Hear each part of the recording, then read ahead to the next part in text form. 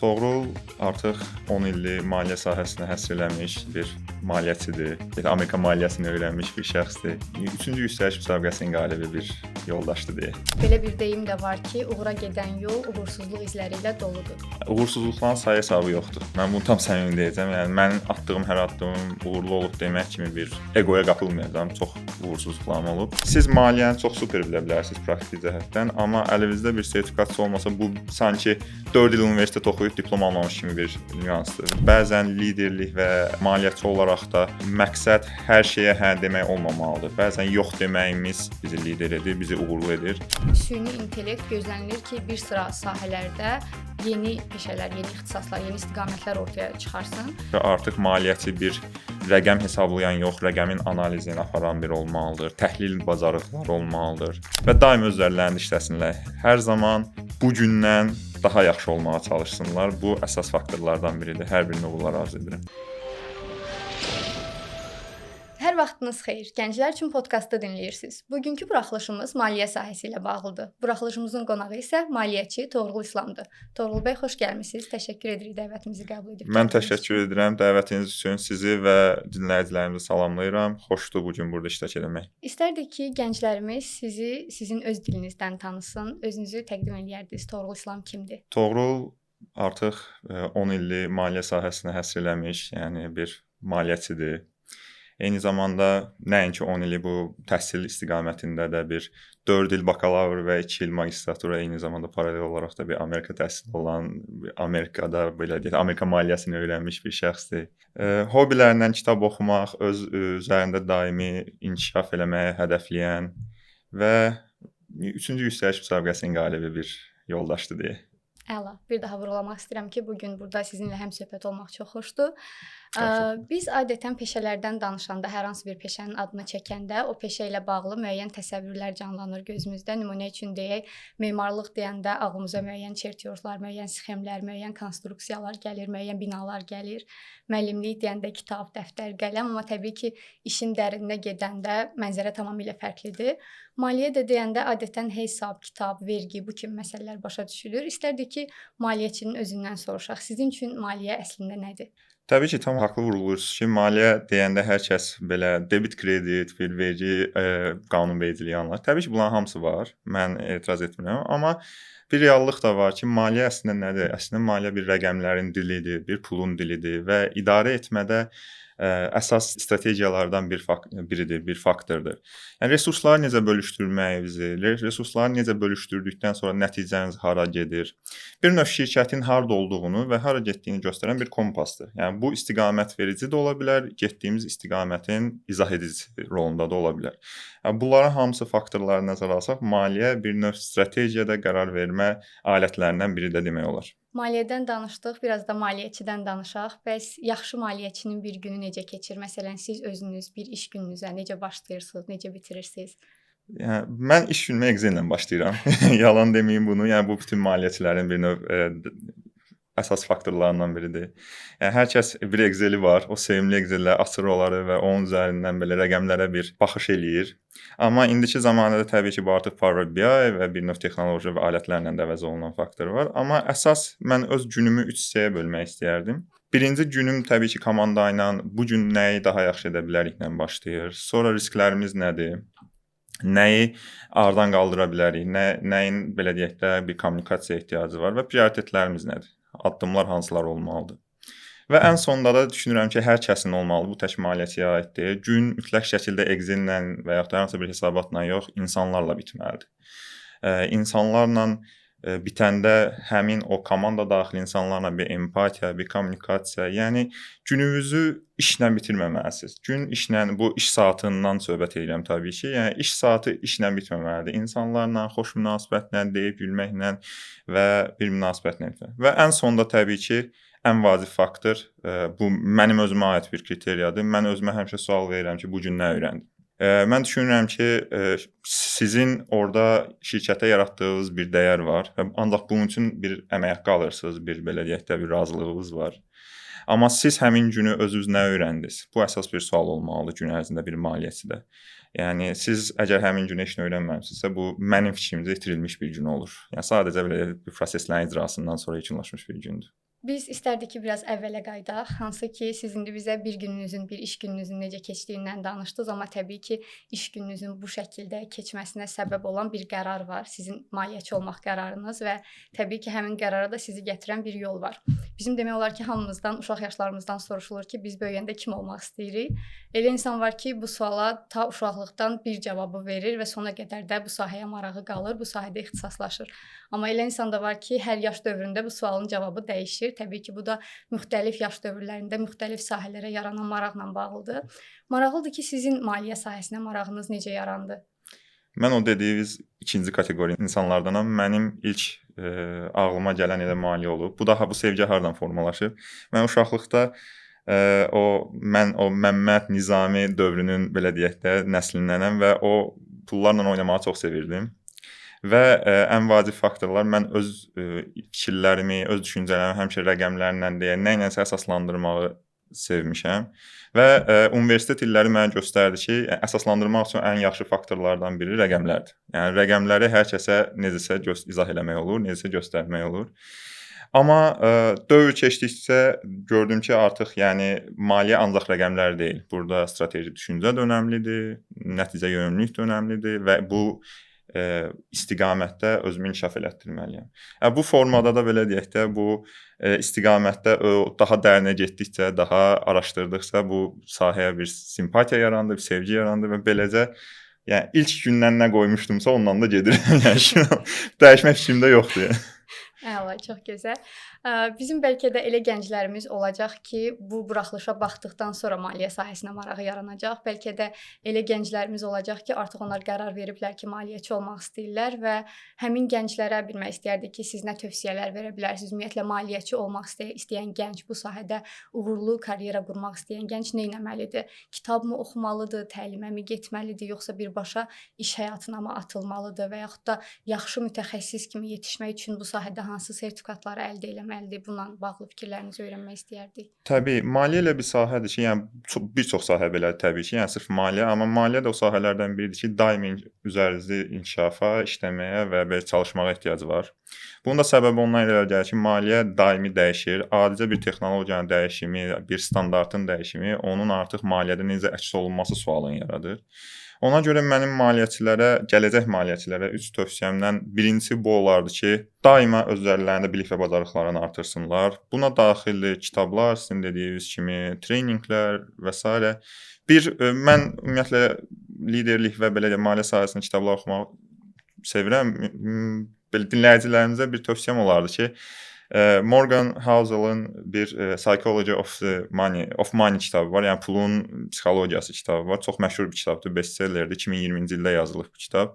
Yəni, o kitab mənim hal-hazırdakı həyat fəlsəfəmin müəyyən faktorlarına təsir etmiş bir kitabdır. Çox sadə dildə yazılıb, yəni ingilis dilində olan növdə var, tərcümə olunan versiyaları da var. Yəni oradan bir məqamı qeyd etmək istəyirəm. Birinci, maliyyə azadlığı istiqamətində. Orada çox aydın şəkildə izah olunur ki, yəni maliyyə azadlığı əslində bizim daima daha çox pul qazanmaq, daima daha çox maddi sərvət əldə etmək məntiqimizdə olmamalıdır. Əsas o daxili, mənəvi belə deyək, türklər demişəm bir tatminlik duyğusunu əldə elədiksə, siz artıq maliyyə azadlığını əldə etmiş olursunuz. Bir digər məqam da odur ki, və bunu mən real həyatımda, tək peşəkar həyatda yox, eyni zamanda şəxsi həyatımda da istifadə edirəm. Mən o kitabdan öyrəndiyim məqamlardan biri riskə olan yanaşmadır. Necə? Məsələn, sizin atdığınız addımlarla nə vaxtsa bu prosesi icra edən adamın atdığı addımların risk faktorları eyni olmaya bilər. Siz həmin an, həmin şəxsin hansı addımları atacağını, hansı mühitdə olduğunu, bilik və bacarıqların hansı səviyyədə olduğunu bilə bilməzsiniz və onun götürdüyü risklə sizin götürdüyünüz risk eyni olmaya bilər. Ona görə mən ümumiyyətlə son zamanlar belə məşhurdur liderlərin və tarixi şəxslərin həyatını oxuyub onu özünə bir yol xəritəsi kimi götürən şəxslər. Mən oradan sadəcə bir təcrübə kimi faydalanmağı tövsiyə edirəm, amma onu özlərinə bir yol xəritəsi kimi götürməyi heç vaxt tövsiyə etmirəm. Dediyim kimi, yəni orada həmin anda onların verdiyi qərarların arxasında nə durduğunu, detallarını tam şəkildə bilsəz belə nəticələr fərqli ola bilər. Ona görə bu bir yol xəritəsi deyil, sadəcə bir təcrübə ola bilər. İkinci məqam əlaqələrdir. Yəni bu da nədir? Daimi təcrübə, praktika və əlaqələr deyək. Daimi təcrübə proqramlarında iştirak. qısa müddətli də olsa hər hansısa bir şirkətlərdə bu maliyyə sahəsində özlərini sınamaqlarını tövsiyə edərdim. Bir də ən vacib olan ətrafınızda maliyyə sahəsində nə qədər çox insan yığışmağıdır. Çünki nə qədər çox gündəlik mövzunuz maliyyə sahəsində olsa, o qədər çox maliyyənin içindəsiz və o qədər çox yenilikləri artıq oxumadan da belə deyək qavrayırsınız. Və təbii ki, sizin dediyiniz kimi sertifikasiya. Nəyə görə sertifikasiya? Yəni siz maliyyəni çox super bilə bilərsiniz praktiki cəhətdən, amma əlinizdə bir sertifikasiya olmasa bu sanki 4 il universitet oxuyub diplom almamış kimi bir nüansdır və sizi şəxsən tanımayan bir şəxs, ilkin CV-nizə baxan şəxs sizin bacarıqlarınızı o CV-dən ölçəndə onun əlində sizin sertifikatlarınızı göstərən bir faktor olmalıdır. Təbii ki, bu yerli kursların sertifikasiyaları da böyük rol oynayır, amma əsasən fokuslanmalarını tövsiyə edirəm beynəlxalq sertifikasiya. Buna daxildir ACCA, DPIFAR və bu tipdə daha bir neçə maliyyə sertifikatları. Aydındır, təşəkkür edirik. Yəqin ki, siz də razılaşarsınız ki, uğura gedən yolda addımlamaq heç də asan deyil. Hətta belə bir deyim də var ki, uğura gedən yol uğursuzluq izləri ilə doludur. Biz istəsək də, istəməsək də karyera yolumuzda müəyyən uğursuzluqlarla qarşılaşırıq və bəlkə də həmin o uğursuzluqlar bizim uğurumuzun əsas səbəbkarı olur. Bu məqamda bilmək istəyərdik ki, sizin yadınızda qalan ən böyük uğursuzluğunuz nə olub və bundan hansı nəticəni çıxarmısınız? Uğursuzluqların sayı hesabı yoxdur. Mən bunu tam səmimi deyəcəm. Yəni mənim atdığım hər addımım uğurlu olub demək kimi bir egoya qapılmayacağam. Çox uğursuzluqlarım olub. Ən çox yadda qalanı deyim, mən yox deməməklə bağlı bir belə case var idi, bir məsələmiz var idi. Mən komandada biz böyük layihə icra eləyirdik və gələn hər bir sorğuya, hər bir məsələyə, hə bunu da eləyək, bunu da eləyək, bunu da yoxlayaq, bunu da hesablayaq deməklə və bir müddət sonra mən ayıldım ki, artıq komanda çox böyük bir stressdədir. Və mövcud layihənin deadline-ını çatdırmırıq. Çatdıranda da işlədiyimiz datalar onun real qərar verməsinə təsir göstərmir. Və mən o an anladım və mən komandanı itirirəm. Komandanı itirmək bu layihədə çox böyük bir mənfi idi. Və mən həqiqətən o anda anladım ki, bəzən liderlik və belə deyək də maliyyəçi olaraq da məqsəd hər şeyə hə demək olmamalıdır. Bəzən yox deməyimiz bizi lider edir, bizi uğurlu edir. Ona görə də düşünürəm ki, həqiqətən biz edən hə dediklərimiz yox, dediyimiz yoxlardır. Yəni nəyə xeyir dediyimiz və nəyə prioritetləşdirməyimizdir. Düşünürəm ki, ən böyük uğursuzluqlarımdan və öyrəndiklərimdən biri yox demək qabiliyyəti olub. Vaxtında və düzgün yox demək çox vacibdir. Düzdür, razıyam sizinlə. Hazırda dünya çox sürətlə dəyişir və maliyyə sektoru da bu dəyişimin demək olar ki, tam mərkəzindədir. Başda karyerasını maliyyə sahəsində qurmaq istəyən gənclər olmaqla məncə bu sahəyə marağı olan hər kəsi bu sual düşündürür ki, gələcəyin ən perspektivli maliyyə sahəsi sizcə hansıdır?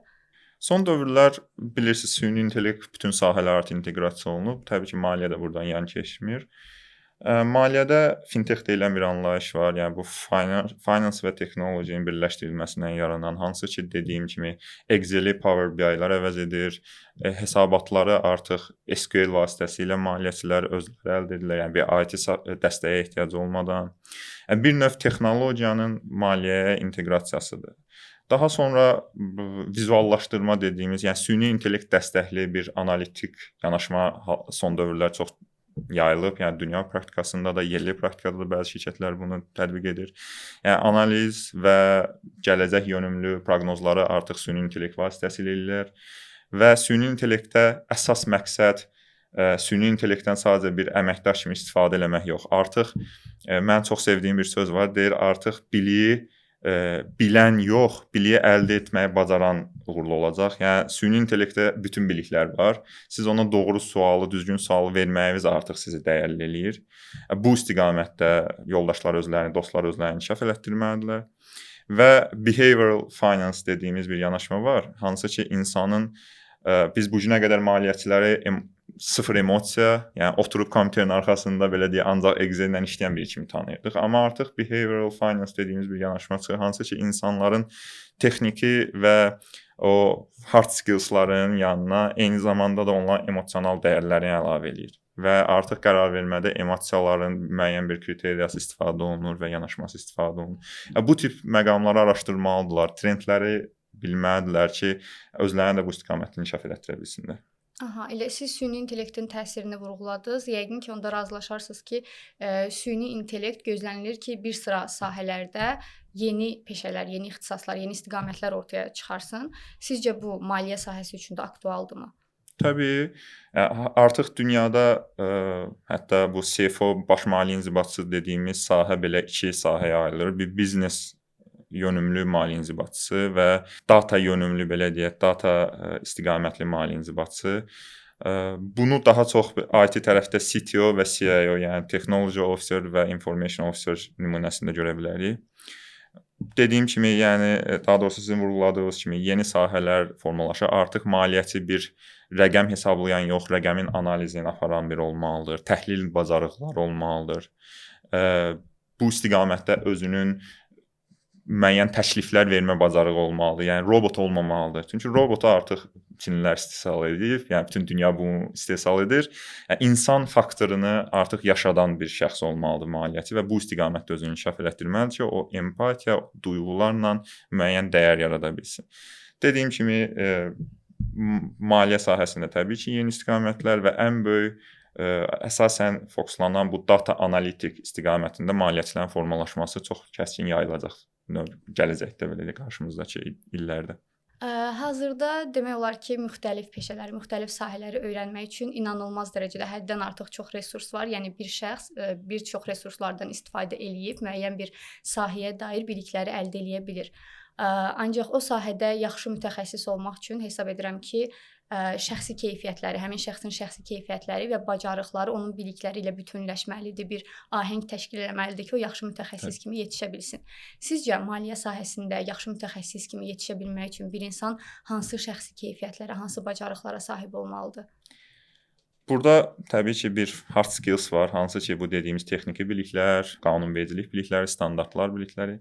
Amma bunlardan əlavə analitik düşüncə, çünki dövrümüzün maliyyəçisindən bir dediyim kimi bir standart olmağı tələb olunmur. Daimi yeni təkliflər, təhlil etmə bacarığı, daimi təkliflər vermə, daimi nəticəyə fokuslanma, yəni şirkətin hara getdiyini görərək ona uyğun proaktivlik göstərmək bacarığı və soft tərəfdə də mənim ən həssas olduğum məqamlardan biri və düşünürəm ki, artıq maliyyəçilər də buna fokuslanmalıdır və düşünürəm ki, maliyyəçilərin ən zəif tərəfidir kommunikasiya bacarıqları. Maliyyəçi artıq bir idarə etmə, strateji bir idarə etmə, qərar vermə prosesinin əsas fəal iştirakçısıdır və rəqəmləri hər kəs başa düşmür. Bu normaldır. Maliyyəçinin ən böyük uğuru, ən böyük üstünlüyü o rəqəmləri qarşısındakı şəxsin dilində ona izah edə bilməkdir. Bu kommunikasiya bacarığı, bu belə deyək də soft skills, bu soft bacarıq dövrümüzün maliyyəçilərinə çox vacibdir və bunu inkişaf elətdirməlidirlər təbii ki. Siz qeyd elədiniz ki, maliyyəçi həm də yaxşı kommunikasiya bacarıqlarına sahib olmalıdır, amma biz həm də bilirik ki, maliyyəçilər demək olar ki, əksərən konfidensial məlumatlara sahib olurlar. Sizcə maliyyəçinin yaxşı ünsiyyət bacarığının olması bu konfidensial məlumatların hansısa məqamda ortaya çıxmasına gətirib çıxara bilməzmi? Təbii ki, yəni belə bir risk var və bu tək maliyyəçilərdə yox, bütün şirkət əməkdaşlarında var. Amma maliyyəçilər zaten ona görə maliyyəçi olurlar ki, onlar o dürüstlüyü özlərinə bir növ borc kimi, bir öhdəlik kimi qəbul edirlər. Yəni burada artıq məsələ konfidensiallıqda deyil, burada artıq bir dürüstlük, bir şəffaflıqdadır və düşünürəm ki, zaten o özündə o dürüstlüyü və o şəffaflığı görməyən bir şəxs, yəni uzun müddətli bir maliyyəçi karyerasına sahib ola bilməz. Maliyyəçi karyerası ən başlıca prinsiplərindən biri zaten dürüstlük və şəffaflıqdır, biznes etikadır və bunlara sahib olmadan siz uzun müddətli istər-istəməz hardasa bir yerdə loru dinlədirsə yandıracaqsınız və o da çox böyük fəsadlara gətirib çıxardacaq. Ona görə yəni belə bir narahatçılığı olan şəxslər varsa, ümumiyyətlə məsləhət görmürəm maliyyə sahəsinə yönəlmək. Söhbətimizin gedişatında uğursuzluqlardan danışdıq. İstərdik ki, sizin uğur hekayənizi özünüzdən eşidək. Bizimlə bölüşə bilərsinizmi öz uğur hekayənizi? Öz uğur hekayəmdən biri o olardı ki, mən maliyyəni bundan qabaq çalışdığım sığorta şirkətində maliyyə komandasının standart proseslərdən, yəni o bildiyimiz keçmiş maliyyə, o qapalı maliyyə komandasından çıxardıb indi sizə izah elədiyim və gözləntim olduğu maliyyə komandasına çevirə bildim. Bizim maliyyə komandamız bir çox IT əməkdaşının bildiyi SQL-dir, Power BI-dir, bu istiqamətlərdə özünü inkişaf elətdirmiş, öz hesabatlarını öz əldə edən, öz vizualizasiyasını edə bilən bir komandaya çevrilmişdi. Yəni normalda bildiyimiz nədir? Məsələn, Agile deyilən bir yanaşma var və o metodologiyanı normalda IT komandaları tətbiq edir və biz onu maliyyəyə tətbiq edəndə hamı deyir ki, yox, bu maliyyəyə inteqrasiya oluna bilməz, mümkün deyil, amma biz komandamla 12 nəfərlik bir şəxsi heyətlə bunu elədik və həqiqətən xarici vendorla, hətta Türkiyədən belə biz bundan bağlı qısa bir təlim təklifi aldıq və həqiqətən də düşünürəm ki, çox böyük nailiyyətlərdən biri idi ki, biz artıq maliyyə komandanısını o qapalı komandadan çıxardıb bir hamı ilə əməkdaşlıq eləyən, strateji qərarlara töhfə verə bilən bir komandaya çevirmişdik. Düşünürəm ki, ən böyük uğurlarından biri budur. Əla, çox gözəl. Biz bilirik ki, siz həm də 3-cü yüksəliş müsabiqəsinin qaliblərindən birisiniz. Bu məsələdə nə düşünürsünüz? Sizcə sizin maliyyəçi kimliyiniz yüksəliş müsabiqəsində qalib olmağınıza necə təsir göstərib, nə dərəcədə təsir göstərib? Təbii ki, çox təsir göstərib. Nəyə görə? Dediyim kimi, mən rəqəmləri çox sevirəm və o rəqəmlər mənə həm prioritetləşmədə, həm müəyyən orada müzakirə olunan layihələrin analizində, risklərin analizində çox kömək eləmişdi. Amma daha öncə də vurğuladığım kimi, yəni maliyyə bu sahənin mənə qatdığı ən böyük dəyərlərdən biri kommunikasiya bacarığıdır ki, öz əlaqəli şəxslərimə kommunikasiya və o komandada, o yüksəlişdə, o masa ətrafında olan hər bir şəxs bizim komanda üzvümüzdür və eyni zamanda da mənim əlaqəli şəxsimdir və onlara o ideyamı, o kommunikasiya bacarığı ilə çatdırmaq, onları inandırmaq, düşünürəm ki, yəni bu sahənin mənə qatdığı ən böyük dəyərlərdən biridir ki, mən onları o istiqamətdə öz fikrimi inandıra bilirdim və təbii ki, bunu da rəqəmlərindən və digər faktorlarla əsaslandıra bilirdim. Aydındır. Toğrul bəy, təşəkkür edirik dəvətimizi qəbul edib gəldiyiniz üçün bir daha və maraqlı söhbət üçün sizə minnətdarıq. Yekunda qeyd eləmək istədiyiniz nəsə varsa, buyurun. Mən təşəkkür edirəm ilk öncə dəvətiniz üçün. Qeyd eləmək istədiyim məqam bundan ibarətdir ki, dövrümüzün gəncləri heç bir zaman təslim olmasınlar. Bu çox vacib məqamdır. Disiplinli olsunlar. Yəni həqiqətən bir şeydən, bir prosesdən yapışıblarsa, onu sonuna qədər aparsınlar, heç bir zaman təslim olmasınlar və daim özlərini işləsinlər. Hər zaman bu gündən daha yaxşı olmağa çalışsınlar. Bu əsas faktorlardan biridir. Hər birinə uğurlar arzu edirəm. Bu buraxılışda biz maliyyə sahəsinə maraq göstərən gənclər üçün danışdıq. Mövzu üzrə sual vermək istəyirsinizsə, bizə sosial mediadan yaza və yaxud da gənclər üçün podkast hashtagi ilə fikirlərinizi bizimlə bölüşə bilərsiniz. Yeni məlumatlarla dolu gələcək buraxılışımızda görüşənə qədər uğurlar və bol qazanc arzulayıram.